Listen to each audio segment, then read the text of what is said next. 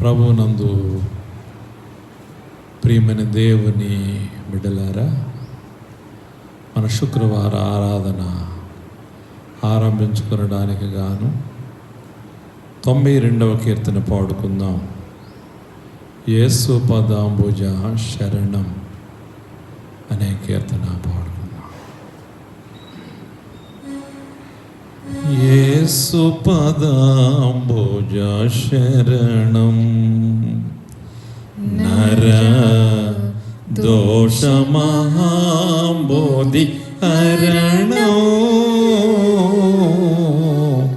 యేసు పదాంబుజ శరణం. యేసే మార్గము, యేసే సత్యము, యేసే జీవము, యేసుకు శరణం.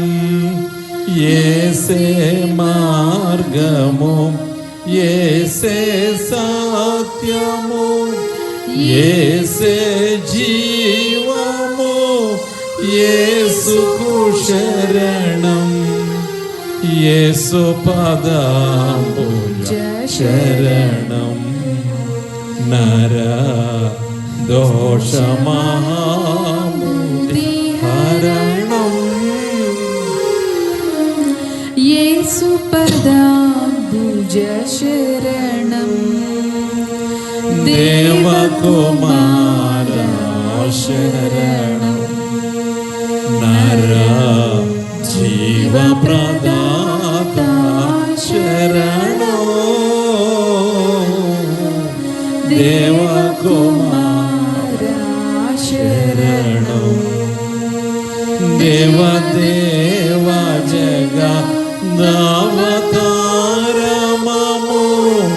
బ్రోవరావే ప్రభు నీవే శరణం. దేవదేవ జగదవతారమము బ్రోవరావే ప్రభు నీవే శరణం. యేసు పదాంబుజ శరణం నర దోషమహాంబోధి హరణం. యేసు పదాంబుజ శరణం. పాప వినాశక శరణం నర శాప విమోచక శరణం. పాప వినాశక శరణం. పవనాత్మ భవ నీయ ప్రాణమిడి ప్రభువైతివో ప్రభువా శరణం. పవనాత్మ భవ ప్రాణమిడి ప్రభువైతివో ప్రభువా శరణం. యేసు పదాంబుజ శరణం నర దోషమహాంబోధి హరణం. యేసు పదాంబుజ శరణం. పరమ పురుషుడా శరణం. ఓ నిరుపమ ప్రేమోడా శరణం. పరమ పురుషుడా శరణం. మరణమోంది మరి మృత్యుంజయుడై పరమున కరిగిన ప్రభువా శరణం. మరణమోంది మరి మృత్యుంజయుడై పరమున కరిగిన ప్రభువా శరణం. యేసు పదాంబుజ శరణం నర దోషమహాంబోధి హరణం. యేసు పదాంబుజ శరణం. నీతి పూర్ణమా శరణం. జగ జ్యోతిరాత్మా శరణం. నీతి పూర్ణమా శరణం. జాతి భేదరా హేతుడా హితుడా నీతి ప్రబోధక నీవే శరణం. జాతి భేదరా హేతుడా నీతి ప్రబోధక నీవే శరణం. యేసు పదాంబుజ శరణం. నర దోషమహాబుద్ధి హరణం. యేసు పదాంబుజ శరణం. తేజోమూర్తికి శరణం. విరాజిత కీర్తికి శరణం. తేజోమూర్తికి శరణం. రాజరాజయో భారత రాజా ప్రజాత్మ రక్షక ప్రభువా శరణం. రాజరాజయో భారత రాజా ప్రజాత్మ రక్షక ప్రభువా శరణం. యేసు పదాంబుజ శరణం. నర దోషమహాబుద్ధి హరణం. యేసు పదాంబుజ శరణం. 30వ పుటలో ఉన్నటువంటి సాయంకాల ఆరాధన. ఓ ప్రభువా, నా పెదవులను తెరువుము. అప్పుడు నా నోరు నీ స్తోత్రమును బయలుపరచును. ఓ దేవా, నన్ను విడిపించుటకు త్వరగా రమ్ము. ఓ ప్రభువా, నా సహాయము నాకు త్వరగా రమ్ము. తండ్రికి నీ కుమారునికి పరిశుద్ధాత్మకును ఆదియందు ఇప్పుడెల్లప్పుడు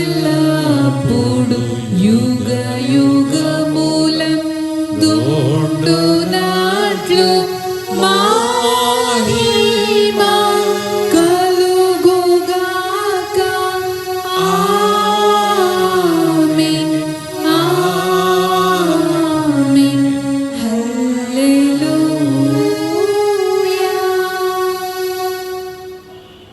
దేవుని వాక్యము చదువుకుందాము.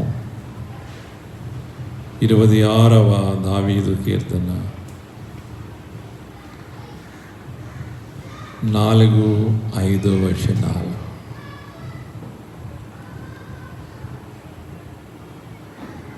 26వ దావీదు కీర్తన 4-5 వచనాలు. పనికి మాలిన వారితో నేను సాంగత్యము చేయను, వేషధారులతో పొందు చేయను. దుష్టుల సంఘము నాకు అసహ్యము, భక్తిహీనులతో సాంగత్యము చేయను. ఈ వాక్యం ఇంత పర్యంతము అందరము కలిసి 67వ కీర్తన శాశ్వతుడనే కీర్తన పాడుకున్నాం.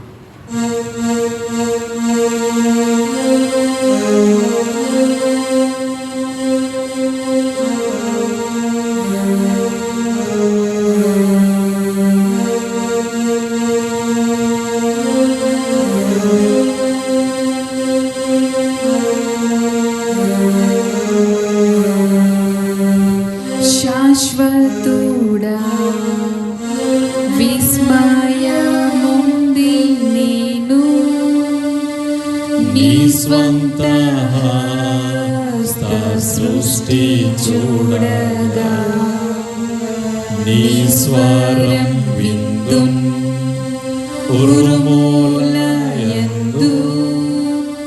యేసు ప్రభు నిన్నారాధింతును. ఓ రక్షకా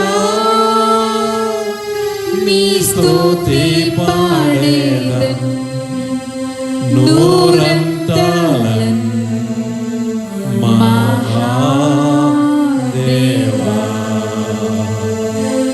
నా రక్షకా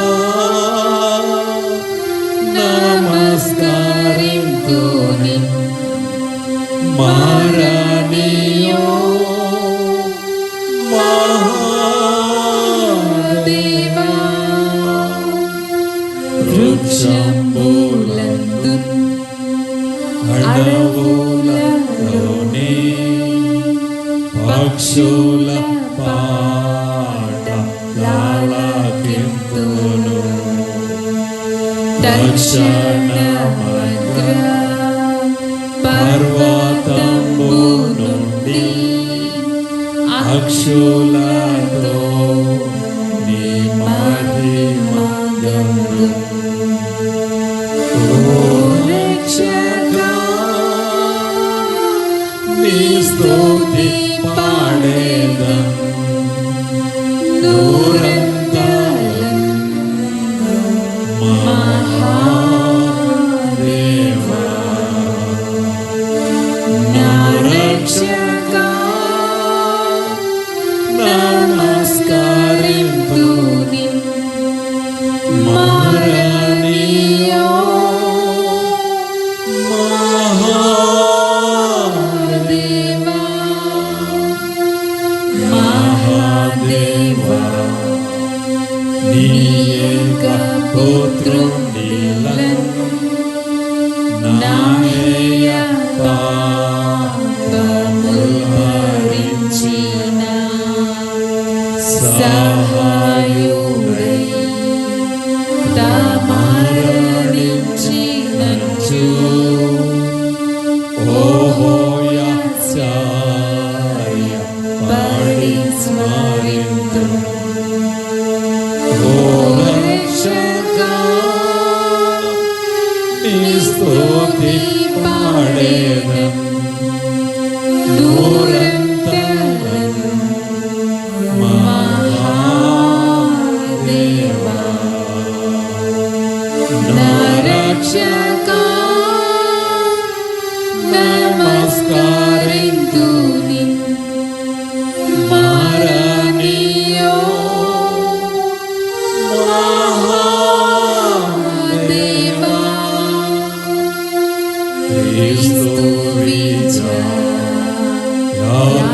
యార్భాటముతో వచ్చి నీ స్థలమందు నన్ను చేర్చగా నీ స్థిర దృష్టితో సాష్టాంగపడి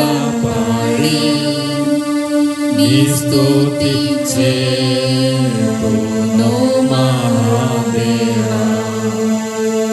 ఓ రక్షకా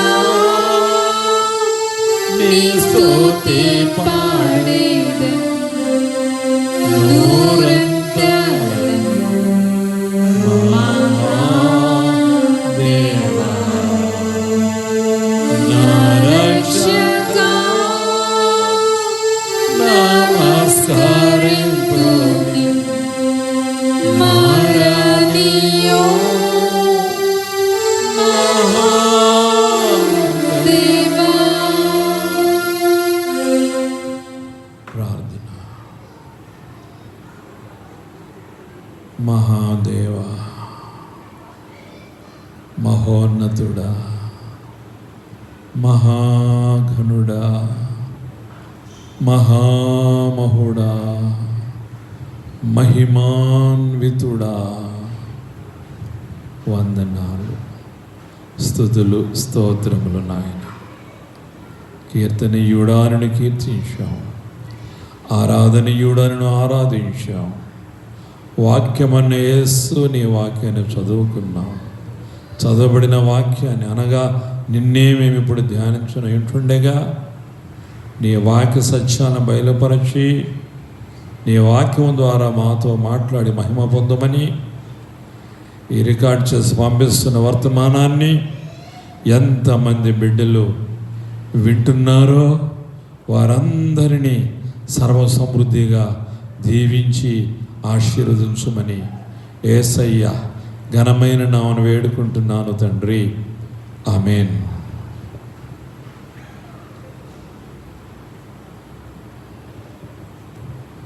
చదువుబడిన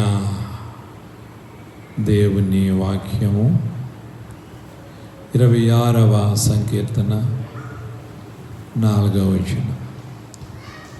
పనికి మాలిన వారితో నేను సాంగత్యము చేయను, వేషధారులతో పొందు చేయను. ప్రియులారా, గత శుక్రవారము 2వ వచనాన్ని 3వ వచనాన్ని మనం ధ్యానం చేసుకున్నాం. ఈ రాత్రి వేళ 4, 5 వచనముల మీద మన దృష్టిని ఉంచుదాం. 4వ వచనములో భక్తుడు దావీదు ఏమని సెలవిస్తున్నాడు? పనికి మాలిన వారితో నేను సాంగత్యము చేయను.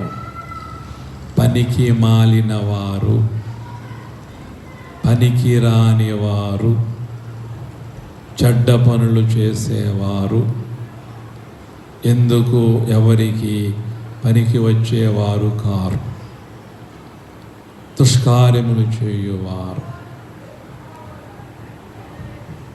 వారు పనికి మాలిన వారు. వారితో నేను సహవాసము చేయను, స్నేహము చేయను, సాంగత్యము చేయను అని దావీదు భక్తుడు సెలవిస్తున్నాడు. నిజమే. ఎందుకు చేయాలి వారితో? మొదటి సంకీర్తన మనకేమని ఉపదేశిస్తూ ఉన్నది? దుష్టుల ఆలోచన చొప్పున నడవక, పాపుల మార్గమును నిలవక, అపహాసకులు కూర్చుండు చోటను కూర్చుండక, నిలువక, నడవక, కూర్చుండక అనే మాటలు మనం అక్కడ చూస్తాం. ఈ పనికి మాలిన వారు అంటే దుష్టులే. పనికి మాలిన వారు అంటే పాపులే. పనికి మాలిన వారు అంటే అపహాసకులే. కాబట్టి వారి ఆలోచన చొప్పున నడవకూడదు, వారి మార్గంలో నిలవకూడదు, వారు కూర్చున్న చోట మనము కూర్చోకూడదు. అలా చేసినట్లయితే ఆ పనికి మాలిన వారితో మనము సహవాసము చేసిన వారం అవుతాం. దావీదు భక్తుడైతే నేను అలాంటి వారితో సహవాసము చేయను అంటున్నాడు. మరి ఎవరితో సాంగత్యము, ఎవరితో స్నేహము? దేవునితోనే. దావీదు దేవునితో సహవాసము, సాంగత్యము చేయడానికి ఇష్టపడుతున్నాడే తప్ప పనికి మాలిన వారితో, ఎందుకు పనికి రాని వారితో కాదు. వారితో సహవాసం చేస్తే మంచివారు కూడా చెడిపోతారు. పెద్దవారు అంటారు కదా, 6 మాసాలు పోతేనంట వారు వీరవుతారంట. అదే జరుగుద్ది ఈ పనికి మారిన వారితో సాంగత్యము చేస్తే. అందుకే మహాజ్ఞాని సొలొమోను మహారాజు సామెతల గ్రంథంలో ఏమంటాడంటే, దుష్ట సాంగత్యము మంచి నడవడిని చెడగొట్టును అంటున్నాడు. నీది మంచి నడవడిక, కానీ నీ స్నేహము దుష్టుల సహవాసమైతే, దుష్ట సాంగత్యమైతే నీ మంచి నడవడిక ఏమైపోతుంది? పాడైపోతుంది. కాబట్టి దుష్టులతో సహవాసము చేయకూడదు, వాక్యం సెలవిస్తున్నది. ఇక్కడ దావీదు భక్తుడు పనికి మాలిన వారితో అనగా దుష్టులతో అపహాసకులతో సాంగత్యము చేయను అంటున్నాడు. చూసారా, మనము కూడా చేయకూడదు. అలాగనే చేస్తే మనం పాడైపోతాము. మంచి వారితో స్నేహము చేయాలి. పెద్దవాళ్ళు అంటారు, మంచి వారితో స్నేహం మంచి పుస్తకాలతో సమానం అంటారు. ఒక మంచి పుస్తకం మనం చదివితే దాని యొక్క ప్రభావం మన మీద పడుతుంది, మన జీవితం మీద పడుతుంది. తద్వారా మనము చాలా చక్కగా, చాలా ఉన్నతంగా, మంచిగా, గొప్పగా నడుచుకోవడానికి అవకాశాలు ఉంటాయి అని చెప్తూ ఉంటారు. కాబట్టి ప్రియ దేవుని బిడ్డలారా, మన యొక్క సహవాసం, మన యొక్క స్నేహం, మన సాంగత్యము ఎవరితో?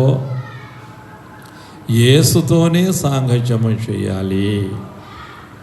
యేసుతోనే. యేసు మనకు మంచి స్నేహితుడు. What a friend we have in Jesus అనే హెడ్డింగ్తో 407వ కీర్తన భక్తుడు రాస్తాడు. ప్రీతి గల మన యేసు ఎంతో గొప్ప మిత్రుడు, మీతిలేని దయతో హత్తుచు ప్రేమించును. మన హత్తుకుంటూ ప్రేమిస్తాడు. ప్రీతి గల మన యేసు ఎంత ప్రీతి కలిగిన వాడు, ఎంత ప్రియమైన వాడు, ఎంత మంచి స్నేహితుడు ఆయన. ఆయనను మించిన స్నేహితుడు ఈ లోకంలో ఎవరైనా ఉన్నారా? లేరు. ఎవరైనా ఉన్నారా? ఎక్కడైనా ఉన్నారా? నీలాంటి స్నేహితుడు అనే పాటలు కూడా పాడుతుంటాం కదండి. ఎవరూ లేరు. కాబట్టి మన సాంగత్యము, మన సహవాసము యేసుతో కూడినదై ఉన్నది. ఆయనకు మించిన గొప్ప, మంచి, ప్రియమైన స్నేహితుడు ఈ లోకములో ఎవ్వరూ లేరు ప్రియులారా. కాబట్టి మనము యేసయ్యతోనే సాంగత్యము చేయాలి. దావీదు దేవునితో సాంగత్యము చేస్తున్నాడు. అందుకే పనికి మాలిన వారిని అసహించుకుంటున్నాడు, పాపాన్ని అసహించుకుంటున్నాడు. అవును, నువ్వు యేసుతో స్నేహము చేస్తే పాపాన్ని నీవు అసహించుకుంటావు. నువ్వు పాపాన్ని ఇష్టపడుతున్నావు అంటే, పాపులతో, పనికి మాలిన వారితో నువ్వు స్నేహము చేస్తున్నావంటే నువ్వు ఈ లోకాన్ని స్నేహిస్తున్నావు. లోకములో ఉన్నదంతా శరీరాశ, నేత్రాశ, జీవపు డంబము. ఇవి తండ్రి వలన పుట్టినవి, కలిగినవి కావు, లోక సంబంధమైనవి. లోకము, దాని ఆశయు గతించిపోతాయి. దేవుని చిత్తాన్ని జరిగించువాడు నిరంతరము నిలుచునని యోహాను భక్తకోటికి వ్రాసిన మొదటి పత్రికలో మనము చూస్తాం. కాబట్టి ప్రియ దేవుని బిడ్డలారా, మనము లోకాన్ని స్నేహించవద్దు. ఈ లోక స్నేహము దేవునితో వైరమని మీరెరుగరా? ఎవడైతే ఈ లోకాన్ని స్నేహిస్తాడో వానిలో తండ్రి ప్రేమ లేదు అని దేవుని వాక్యము సెలవిస్తున్నది. కాబట్టి మనము దేవుణ్ణి ప్రేమించాలి. దేవునితోనే, ప్రభుతోనే మన యొక్క సాంగత్యం ఉండాలి. కానీ లోకముతో, లోక సంబంధమైనటువంటి బ్రతుకు, పాప భూయిష్టమైనటువంటి బ్రతికే వారితో కాదు ప్రియ దేవుని బిడ్డలారా. అలా బ్రతికితూ చచ్చిపోతే పాతాళ లోకానికి వెళ్ళిపోతావు, నిత్య నరకానికి వెళ్ళిపోతావు. జాగ్రత్త. నువ్వు యేసుతో స్నేహము చేస్తే నువ్వు మోక్షానికి, పరలోకానికి నువ్వు చేరుకుంటావు. దావీదు భక్తుడు చిన్నాడు రెండో మాటగా, వేషధారులతో పొందు చేయను. ముందేమన్నాడు? పనికి మాలిన వారితో నేను సాంగత్యము చేయను అన్నాడు. రెండవ మాట, వేషధారులతో పొందు చేయను. వేషధారులు ప్రభువుకి పరమ అసహ్యులు. వేశ్యకైనా పరలోకములో చోటు ఉంటుంది, కానీ వేషధారికి పరలోకములో చోటు ఉండదు. ప్రభువే చెప్పారు, మీకంటే ముందుగా వేశ్యలు, సుంకరులు అబ్రహాముతో కూడాను, ఇస్సాకుతో కూడాను, యాకోబుతో కూడాను పరలోక రాజ్యములో కూర్చుంటారు అని. ఎందువల్ల వాళ్ళు కూర్చుంటారు? వాళ్ళు ఎందుకు వెళతారు? వేశ్యలు, సుంకరులు. అవును, వారు మారు మనసు పొందుతారు కనుక. ఎంతమంది వేశ్యలు మారటం లేదు? ప్రభువు కాలంలో ఎంతమంది మారలేదు? వేశ్యలు మారు మనసు పొందలేదు, ఆ వేశ్య వృత్తిని విడిచిపెట్టలేదు, ప్రభువు కోసం పరిశుద్ధంగా వారు జీవించలేదు. చెప్పండి, జీవించారు. అలాగనే సుంకరులు చేసిన పాపాలను బట్టి గుండెలు అవిసేలా గుండెలు బాదుకుంటూ ప్రార్థనలు చేస్తారు, దేవా పాపినైనా నన్ను కరుణించు అని. మరి అలాంటి వారిని ప్రభువు అంగీకరించడా? అంగీకరిస్తాడు. అందుకే వారు పరలోక రాజ్యంలో కూర్చుంటారు. ఈ భక్తులతో ఎంత గొప్ప ధన్యత. అయితే మరి వేషధారులు ఎందుకు వెళ్ళరు? వేషధారికి పైనొక వేషం, లోనొక వేషం. పైకి భక్తి కలిగిన వారిలా నటిస్తారు, కానీ వారు దేవుని యొక్క శక్తిని ఆశ్రయించని వారు. వేషధారణ. ఈ వేషధారణ ముసుగులో ప్రజల్ని మోసం చేస్తారు. వీళ్ళు తమ దృష్టికి తామే నీతిమంతులు. వీళ్ళ దృష్టికి అందరూ కూడా పాపులుగానే కనిపిస్తారు. పచ్చకామెరలోడికి లోకమంతా పచ్చగా కనిపిస్తున్నట్లుగా వీళ్ళకి, ఎందుకంటే పాపులు ఆ పాప దృష్టితో చూస్తారు. అందరూ వీళ్ళ దృష్టికి పాపుల్లాగా కనిపిస్తారు. నీతిమంతులు కూడా వీళ్ళ దృష్టికి పాపులుగానే కనిపిస్తారు. అలాంటి వాళ్ళు ఈ వేషధారులు. పైనొక వేషం, లోనొక వేషం. ఈ వేషధారణ ముసుగులో ఉండి ఎంతోమందిని మోసం చేస్తారు. వీళ్ళు మోసగాళ్ళు.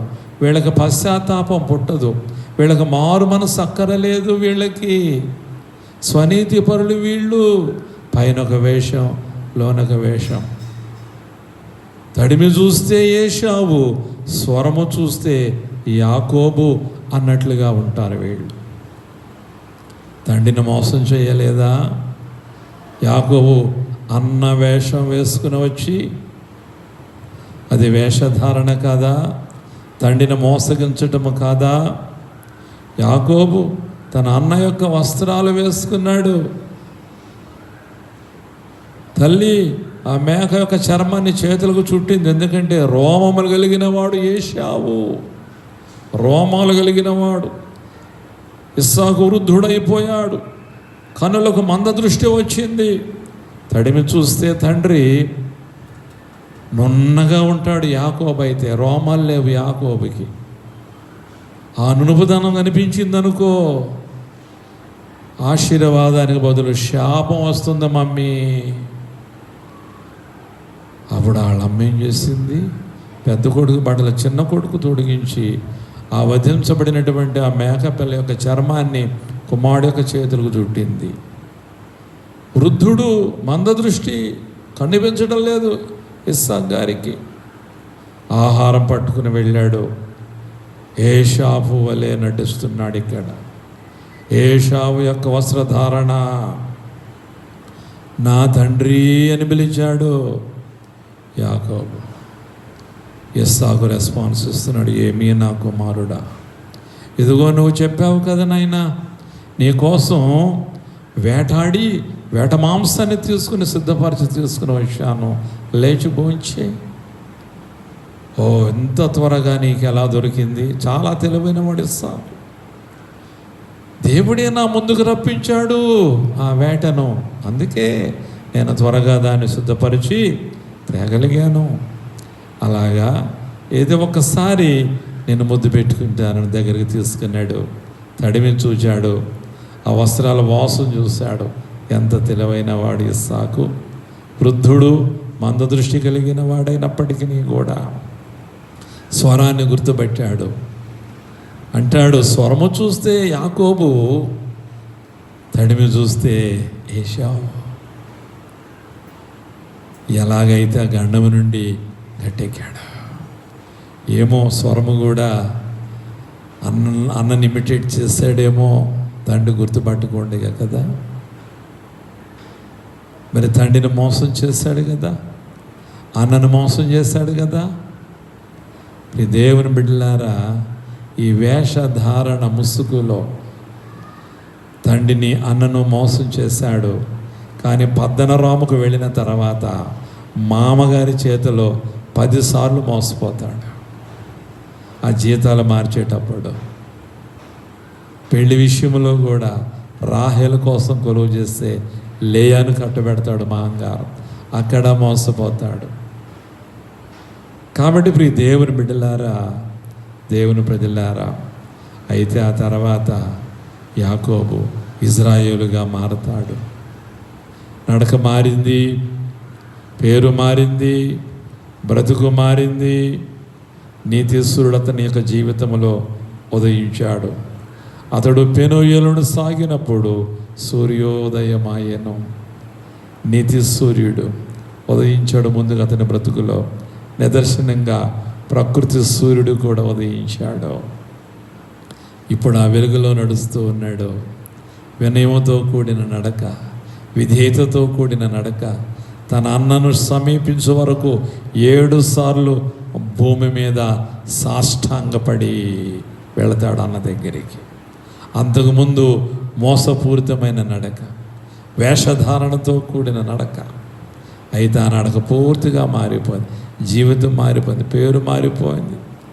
నీతిశ్వరుడు ప్రభువు అతని జీవితంలో వెలుగునిచ్చాడు, జీవితాన్ని వెలిగించాడు. దేవుని బిడ్డలారా, దేవుని ప్రజలారా, ఆ వేషధారణ, ఆ ముసుగు తొలగించబడాలి. యబోకు రేవు దగ్గర ఒక నరుడు తొలగించాడు యాకోబు యొక్క వేషధారణనే ముసుగును. వేషధారణ ప్రభువుకి ఇష్టం లేనిది. వేశ్యకైనా పరలోకంలో చోటు ఉంటుంది, కానీ వేషధారికి ఉండదండి. వేషధారి మారడు. పైనొక వేషం, లోనొక వేషం. కష్టం మారడం, చాలా కష్టం. అయితే అలాంటి వేషధారులతో నేను పొందు చేయను అంటున్నాడంటే సహవాసము చేయను, స్నేహము చేయను అంటున్నాడు. మరి ప్రభువారు వేషధారుల్ని ఎంతగా హెచ్చరించాడో తెలుసా? ఎన్ని రీతులుగా గద్దించాడో మీకు తెలుసా? మత్తయి 15:7 అంటాడు ప్రభువారు ఈ వేషధారులతో, వేషధారులారా, యెషయా మీ గురించి మీ విషయంలో ప్రవచించినటువంటి ప్రవచనం ఏంటో తెలుసా? ఈ ప్రజలు తమ పెదవులతో నన్ను ఘనపరచుదురు కానీ వారి హృదయము నాకు దూరముగా ఉన్నది. యెషయా ద్వారా దేవుడు ప్రవచించిన ప్రవచనం ఎవరి గురించి? ఇజ్రాయేలును గురించి. ఎవరి గురించి? వేషధారుల గురించి. ప్రభు మత్తయి 15:7 వేషధారులారా అని సంబోధించి ఈ మాటే చెప్తాడు. ఈ వేషధారులు ఏం చేస్తారట? పెదవులతో ఘనపరుస్తారట దేవుణ్ణి, కానీ వారి యొక్క హృదయం దేవునికి దూరముగా ఉంటుందంట, బహుదూరముగా ఉంటుంది. చూసారా, మరి ఇది వేషధారణ కదా. పెదవులతోనే హృదయపూర్వకంగా మనఃపూర్వకముగా దేవుని ఘనపరచరు వీరు. పెదవులతోనే ముఖస్తుతి. చూసేవాళ్ళు చెప్పుకోవాలి, అమ్మో ఈ శాస్త్రులు పరిసయ్యులు దేవుని ఎంతగా ఘనపరుస్తున్నారు అని అనుకోవాలి. ప్రజల మెప్పు, ప్రజల గొప్ప వీళ్ళకి కావాలి. కానీ ప్రభు అంటున్నారు, వారి హృదయం నాకు దూరముగా ఉన్నది. పైకేమో పెదవులతో దేవుని ఘనపరుస్తున్నట్లుగా నటిస్తారు, కానీ హృదయము దేవునికి దూరంగా ఉంది. హృదయపూర్వకంగా దేవుని ఘనపరచరు, హృదయపూర్వకంగా కీర్తించరు, హృదయపూర్వకముగా ఆరాధించరు, హృదయపూర్వకముగా ప్రార్థించరు. వీరి హృదయం లోకములో ఉంటుంది, పెదాలేమో దేవుని ఘనపరుస్తాయి. వేషధారణ. మరొక మాట వీరిని గురించి ప్రభువు చెబుతున్నారు మత్తయి 22:18. ఈ వేషధారుల యొక్క చెడుతనం మెరిగినటువంటి ప్రభువారు వారితో ఏమన్నాడు తెలుసునా? వేషధారులారా, నన్నెందుకు శోధించుచున్నారు? వేషధారులు ప్రభువుని శోధిస్తారట. శోధించేవాడెవడు? శోధకుడు. శోధకుడెవడు? సాతాను. సాతాను పని ఏంటంటే శోధించడమే. అందుకే వాడికి శోధకుడు అనే బిరుదుంది. మరి వీళ్ళు ప్రభువును శోధిస్తున్నారంటే వీళ్ళు శోధకులు. వీళ్ళు. పైగా ఇంకో మాట అన్నాడు ప్రభువారు, వారి చెడుతనము ఎరిగి, అంటే వీళ్ళు చెడ్డవాళ్ళు. ఎరిగి ఏమని గద్దిస్తున్నాడు? వేషధారులారా, నన్నెందుకు శోధిస్తున్నారు? ఏ విషయంలో శోధిస్తున్నారు తెలుస్తుంది ఇక్కడ? ఈ పరిసయ్యులు హేరోదీయులతో పాటు తమ శిష్యులను ప్రభు దగ్గరికి పంపించి, కైసరుకు పన్నుచుట న్యాయమా కాదా అని అడగండి వెళ్ళి. శోధిస్తున్నారు. కైసరికి పన్నివ్వడం న్యాయమో కాదా వాళ్ళకి తెలియదా? తెలుసు. అసలు ఈయన ఏమంటాడో, ఈయన నో అని చెప్పాడు అనుకోండి, రాజద్రోహ నేరం మోపుదాం ప్రభువుని. ఎందుకంటే ప్రభుత్వానికి వ్యతిరేకంగా మాట్లాడుతున్నాడు కనుక ఇతడు రాజద్రోహాన్ని ముద్రేద్దాం, అదన్నమాట. అందుకే ప్రభు వారి చెడుతనం మెరిగి, వేషధారులారా నన్నెందుకు శోధిస్తున్నారు అని అంటున్నాడు. దేవునికి ఇవ్వండి, కైసరికి ఇవ్వండి అని ప్రభు చెప్పారు. అంత భయంకరులు వీళ్ళు. మత్తయి 23:13 ఇంకా వీళ్ళని గురించి ప్రభు ఏమన్నారంటే, అయ్యో వేషధారులైన శాస్త్రులారా, పరిసయ్యులారా అంటున్నాడు. యూదుల్లో తెగలు వీళ్ళు, శాస్త్రులు, పరిసయ్యులు, సద్దూకయ్యులు, వీళ్ళంతా తెగలు యూదుల్లో. అయ్యో అనే పదాన్ని ఉపయోగించాడు. అయ్యో అంటే అయ్యా కాదు, అయ్యా అంటే పెద్దవారిని గౌరవించే పదప్రయోగం అది. అయ్యా అనేది పెద్దవారి విషయంలో గౌరవప్రదంగా అయ్యా అంటాం, అది గౌరవప్రదం. ఇది అయ్యా కాదు, అయ్యో. ప్రభువారు వారి విషయంలో ఉపయోగించినటువంటి పదం ఇది. అయ్యో అంటే భవిష్యత్తులో వారి మీదుగా రానయ్యున్నటువంటి ఉపద్రవం, భవిష్యత్తులో వారి మీదుగా రానైనటువంటి ఆ భయంకరమైనటువంటి ఆ నాశనము, ఆ శిక్ష, ఆ ప్రళయం, దాన్ని దృష్టిలో పెట్టుకుని ఆ ఉగ్రత దాన్ని దృష్టిలో పెట్టుకుని ప్రభువారు అయ్యో అంటున్నాడు. అంటే వారి మీదికి భయంకరమైన ఉగ్రత రాబోతుంది, అదనమాట దాని యొక్క అర్థం. పైగా వారు చేసే పనులను బట్టి కూడా ప్రభువారు అయ్యో అంటున్నా. అయ్యో వేషధారులైన శాస్త్రులారా, పరిసయ్యులారా, మీరు మనుషుల ఎదుట పరలోక రాజ్యమును మూయుదురు, మీరందులో ప్రవేశింపరు, ప్రవేశించు వారిని ప్రవేశింపనీయరు. ఎంత భయంకరమైన మాట ఇది. వీళ్ళు ఏం చేస్తారట? మనుష్యుల ఎదుట పరలోక రాజ్యమును మూసేస్తారంట. అంటే మనుషుల ఎదుట పరలోక రాజ్యాన్ని మూసేస్తున్నారంటే మరి ఏం తెరుస్తున్నారు?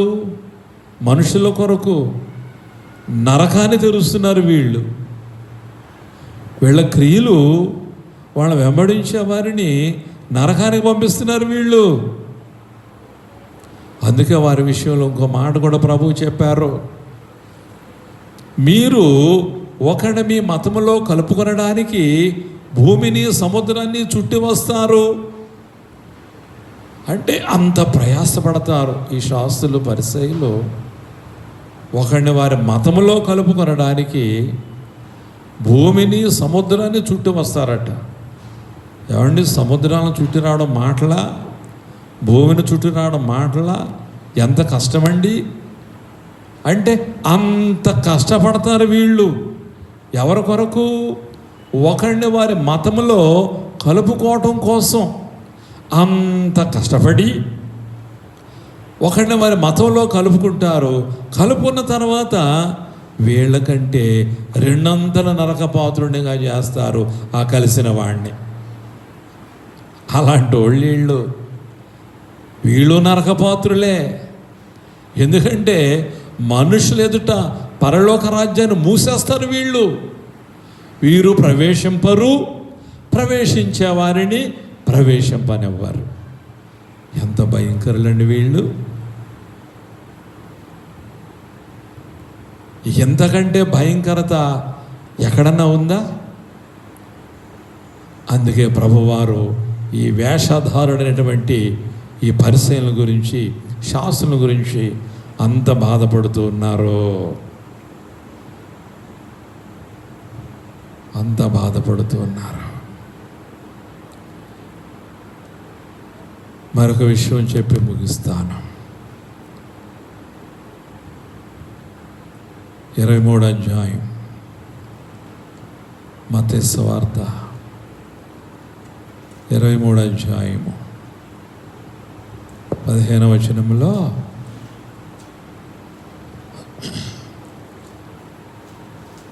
ఇంకో మాట అన్నారు. ఇప్పుడు నేను చెప్పిన మాట ఇది. తర్వాత మరొక మాట చెబుతున్నాను. 27వ వచనం చూడండి ఒక్కసారి. ఇంకా చాలా విషయాలు ఉన్నాయి, టైం లేదు కనుక నేను క్లుప్తంగా చెప్తున్నాను. 27వ వచనంలో అంటున్నారు, అయ్యో వేషధారుడైన శాస్త్రులారా, పరిసయ్యులారా, మీరు సున్నము కొట్టిన సమాధులను పోలి ఉన్నారు. సరే, మీరు సున్నము కొట్టిన సమాధులను పోలి ఉన్నారు. అంటే పైకి తెల్లగా కనిపిస్తున్నారు, అందంగా కనిపిస్తున్నారు.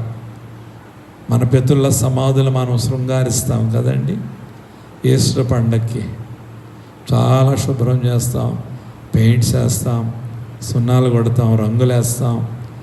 ఎంత చూడడానికి పరలోకం దిగొచ్చింది అన్నట్లుగా ఉంటుంది. ఈస్టర్ ఉదయం తెల్లవారుజాము మనం వెళతాం కదా సమాధుల తోటకు. ఆ వెలుగులతో, ఆ పాటలు, ఆరాధన ప్రసంగాలతో, ఆ ప్రజలతో పరలోకమే దిగవచ్చిందా అన్నట్లుగా ఆ ప్రాంతమంతా ఉంటుంది. పైకి సమాధులు ఎంతో అందంగా కనిపిస్తాయి, కానీ లోపల అస్థిపంజరం, ఎముకలు, చూడగలమా? తెరవగలమా? ఉండగలమా? వీళ్ళ బ్రతుకులు కూడా అంతే.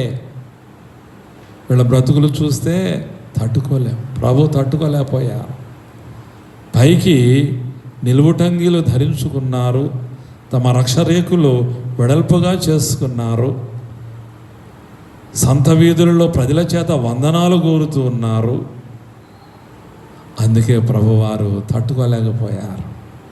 విందులలో అగ్రపీఠాలు, అగ్రస్థానాలు కోరుతారు వీళ్ళు. ప్రజల చేత మెప్పు, ముందుగా బోరోదాలు వీళ్ళు వెళుతుంటే బోర ఊదించుకుంటారు వీళ్ళు. గొప్ప మెప్పులు.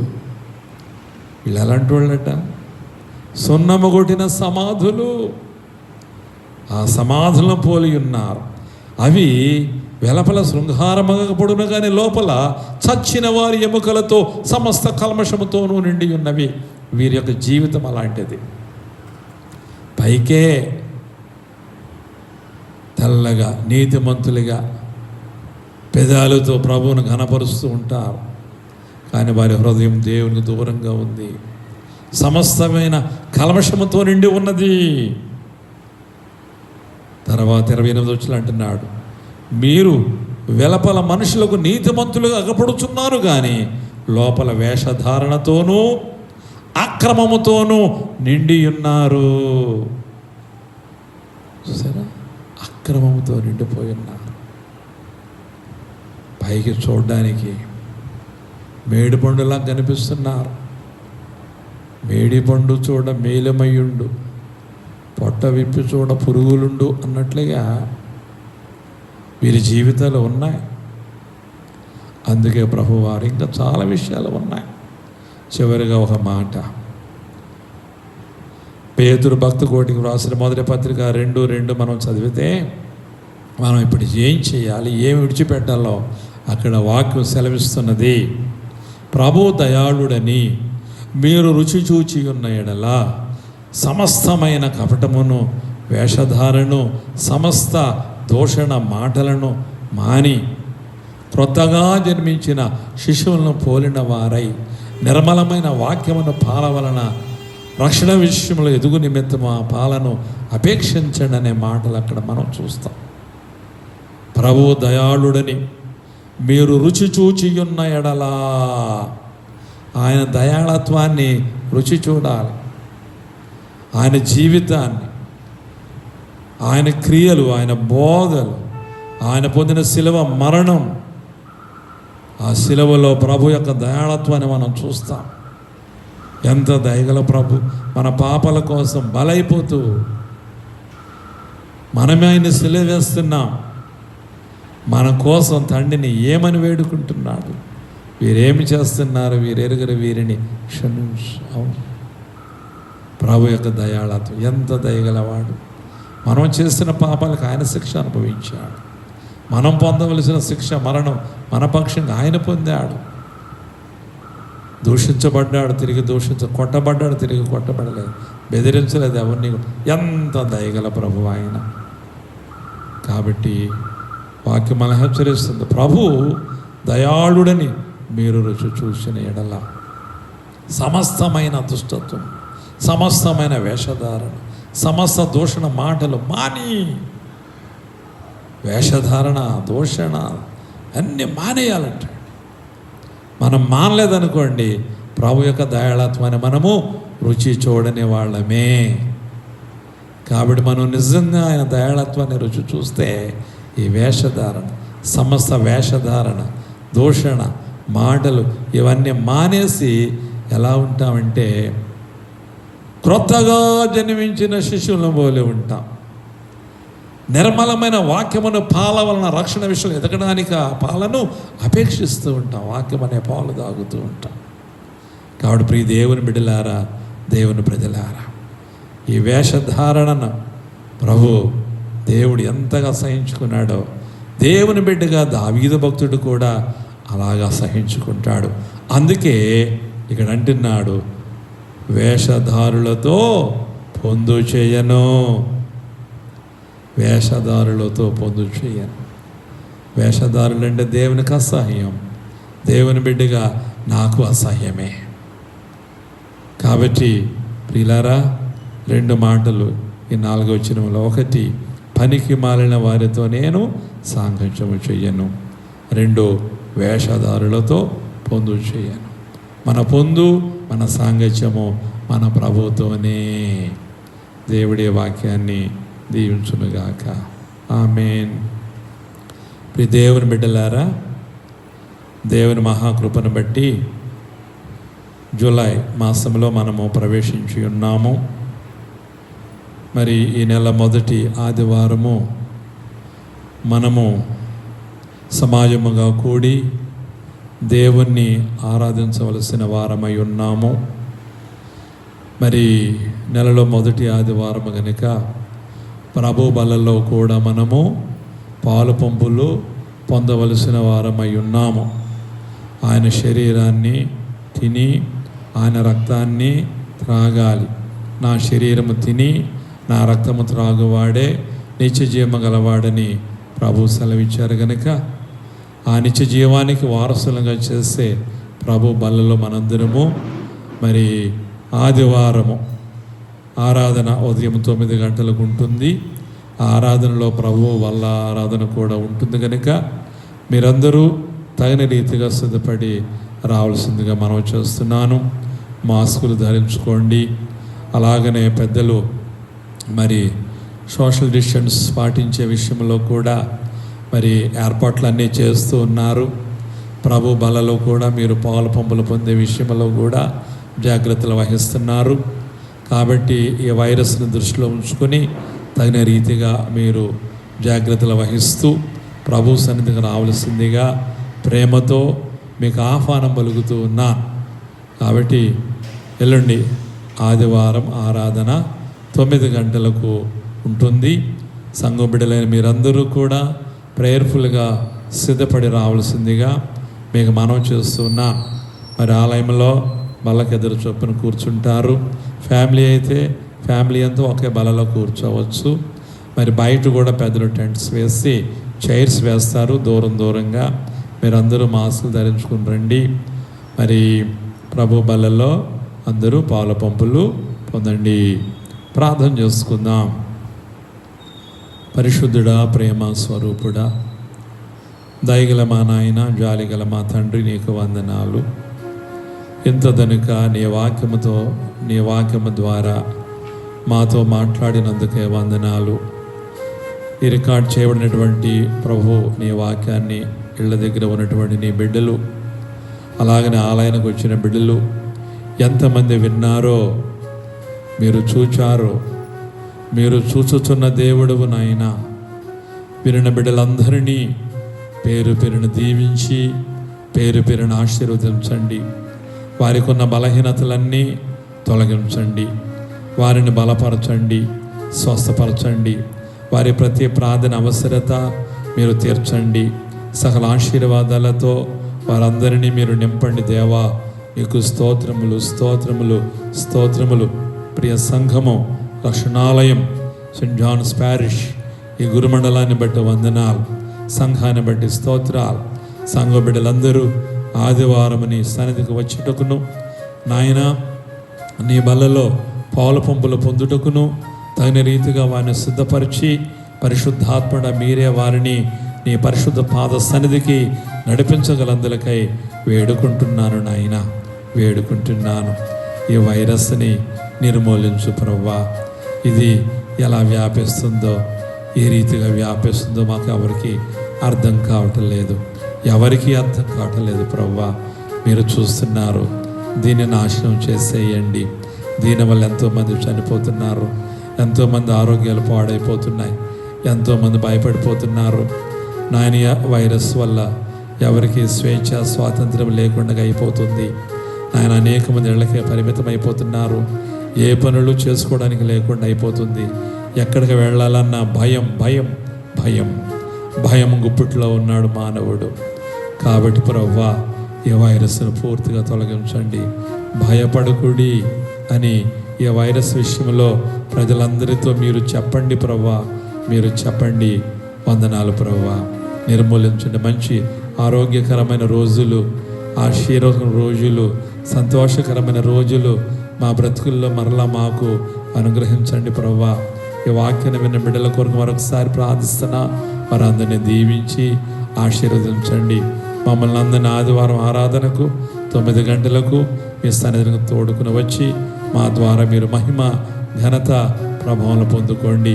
ఇదిగో బిడ్డల కొరకు, సంఘం కొరకు, మరి ఆలయంలో బయట మరి సోషల్ డిస్టెన్స్ పాటించే విషయంలో, బల్లారాధన విషయంలో తగు జాగ్రత్తలు తీసుకునే విషయంలో పెద్దలు మరి సిద్ధపడుతూ ఉంటుండేగా పెద్దలను దీవించి ఆశీర్వదించండి నాయన. ఇదిగో నేను అక్కడ దినాల్లో ఉన్నాం. తగిన సిద్ధపాటు కూడా మాకందరికీ దయచేయండి. ఈ రికార్డింగ్ సమయంలో సహకరించిన బిడ్డలందరినీ దీవించండి. నీ సన్నిధిలో ఉన్న ప్రతి కుమారుని, కుమార్తెను దీవించండి. కృపాక్షేమలే మా వెంట రానివ్వండి. యేసునామమున వేడుకుంటున్నాను తండ్రి, ఆమేన్. పరలోకమందున్న మా తండ్రి, నీ నామం పరిశుద్ధపరచబడుగాక, నీ రాజ్యం వచ్చుగాక, నీ చిత్తం పరలోకమందు నెరవేరుతున్నట్లు భూమి అందును నెరవేరునుగాక. మా అనుదిన ఆహారం దయచేయము. మడల అపరాధములు చేసిన వారిని మేము క్షమించిన ప్రకారము మా అపరాధములను క్షమించము. మమ్మల్ని శోధనలోనికి తేక దుష్టుని తప్పించము. రాజ్యమును, శక్తియు, మహిమయు నిరంతరము నీవి ఉన్నవి. ఆమేన్. పరమ తండ్రి అయిన దేవుని ప్రేమ, రక్షకుడైన యేసయ్య కృప, పరిశుద్ధాత్మదేవుని అన్యోన్య సహవాసము, సమాధానము సదాకాలము మీపై, ఈ వాక్యాన్ని ఎంతమంది బిడ్డలు విన్నారో వారిపై, వారి కుటుంబాలపై సదా తోడయుడునుగాక. ఆమేన్. రాత్రి అయిన నీడబాయకు, ధాత్రిపై చీకటులు క్రమ్మెను, సహాయమేమీ లేని వారికి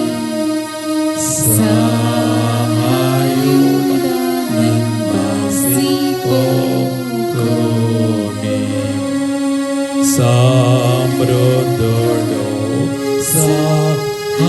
సహాయుడైను. ఓ మృత్యువాని ముల్లు గెల్చునా, సమాధి నీకు జయమబునా. మా మధ్యము సర్వేశ పాయాకు, దేవుని చేరా బోవెలలో, కావుమయ్యా నీ దీప్తి చూపుచున్, చావు జీవాంబు లందోనైనను నీవు తోడైన